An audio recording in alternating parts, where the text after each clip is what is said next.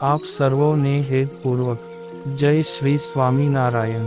આજની સત્સંગ કથા વાર્તા નિજ મંદિર સાવરકુંડલા પવિત્ર ચૈત્ર માસ વિશેષ। આજની સત્સંગ વાર્તામાં આપણે ઉત્સવ કથા અંતર્ગત માતા કાલરાત્રિની પૂજા અને વિધિ વિધાનની વાતો સાંભળશું। નવરાત્રિના 9 દિવસ એટલે માતા જગદંબાના 9 સ્વરૂપ એવા શૈલપુત્રી, બ્રહ્મચારિણી, ચંદ્રઘંટા, કુષ્માંડા, સ્કંદમાતા, કાત્યાયની, કાલરાત્રિ, મહાગૌરી અને સિદ્ધિદાત્રીની આરાધના તથા પૂજા અર્ચનાના દિવસો। માતાજીના મુખ્ય 3 સ્વરૂપોમાં મહાકાલી, મહાલક્ષ્મી અને મહાસરસ્વતી, આ ત્રણેય આદ્ય શક્તિ ભગવતી માતા દુર્ગાના સ્વરૂપો છે। ચૈત્ર સુદ એકમથી આરંભ થતી નવલી નવરાતના પ્રથમ નોરતે શુભ મુહૂર્તમાં માતાજીનું ઘટ સ્થાપન કરવામાં આવે છે। ધર્મગ્રંથો પ્રમાણે નવરાત્રિમાં દરરોજ માતા રાનીના એક વિશેષ સ્વરૂપની પૂજા કરવાથી ભક્તોની દરેક મનોકામના પૂર્ણ થાય છે। નવરાત્રિ દરમિયાન માતા રાણીના 9 સ્વરૂપોની જુદા જુદા દિવસોમાં ઉપવાસ તથા પૂજા કરવાની પરંપરા છે। ચૈત્રી નવરાત્રિના 7મા દિવસે પૂજા દરમિયાન માતા કાલરાત્રિની કથાનો પાઠ અવશ્ય કરવો જોઈએ, જેના કારણે સાધકને શુભ ફળ મળે છે।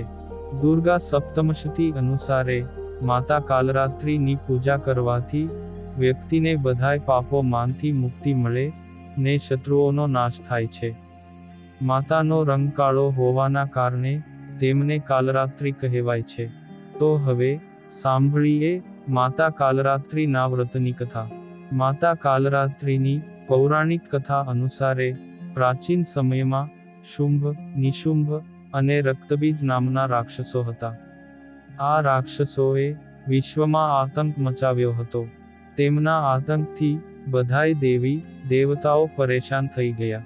આવી પરિસ્થિતિમાં દેવી દેવતાઓ ભગવાન શિવ પાસે ગયા અને આ સમસ્યાનું સમાધાન પૂછ્યું।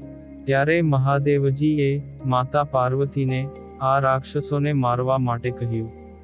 ત્યારે માતા પાર્વતીએ માતા દુર્ગાનું રૂપ ધારણ કરીને શુંભ નિશુંભનો વધ કર્યો। પરંતુ જ્યારે રક્તબીજનો સંહાર કરવાનો વારો આવ્યો ત્યારે તેમના શરીરના લોહીમાંથી લાખો રક્તબીજ રાક્ષસોનો જન્મ થયો।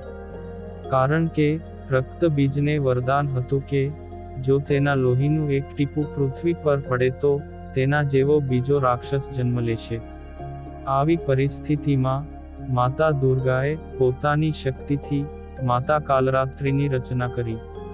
આ પછી માતા દુર્ગાએ રક્તબીજ રાક્ષસનો વધ કર્યો અને માતા કાલરાત્રિએ તેના શરીરમાંથી નીકળતું લોહી જમીન પર પડે તે પહેલા તેમના મોંમાં ભરી દીધું। આ રીતે રક્તબીજનું સમાપન થયું। ભક્તોની રક્ષા માટે માતા દુર્ગા ભયાનક સ્વરૂપમાં પ્રકટ થયા અને અસુરોનો વધ કરવા માટે માતા દુર્ગા કાલરાત્રિ બન્યા। માતા કાલરાત્રિના 4 હાથ અને 3 નેત્ર છે। એક હાથમાં ખડગ, બીજા હાથમાં લોખંડનું શસ્ત્ર ધારણ કર્યું છે, ત્રીજા હાથથી માતાજીએ અભય મુદ્રા ધારણ કરી છે અને ચોથા હાથથી માતાજી ભક્તોને આશીર્વાદ આપે છે। દેવી માતા કાલરાત્રિનું શરીર રાતના અંધારા જેવું કાળું છે તથા માતા ભયંકર અને ઉગ્ર સ્વરૂપમાં હોય છે। માતા કાલરાત્રિના વાળ વિખેરાયેલા હોય છે। માતા કાલરાત્રિના ગળામાં વિદ્યુતની માળા છે। માતાની નાસિકાથી અગ્નિની ભયંકર જ્વાળાઓ નીકળે છે। દેવી કાલરાત્રિનું વાહન ગર્દભ એટલે કે ગધેડો છે। માતા સ્વરૂપે અત્યંત ભયાનક પરંતુ શુભ ફળ આપનારી છે। માતાની પૂજાથી દરેક પ્રકારના દુઃખો દૂર થાય છે। માતાજીનો બીજ મંત્ર છે ઓમ ઐમ હ્રીં ક્લીમ કાલરાત્રય નમઃ।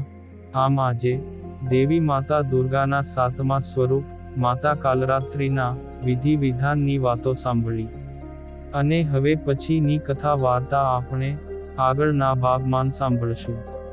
અત્યારે આપ સર્વોને ભાવથી જય શ્રી સ્વામિનારાયણ।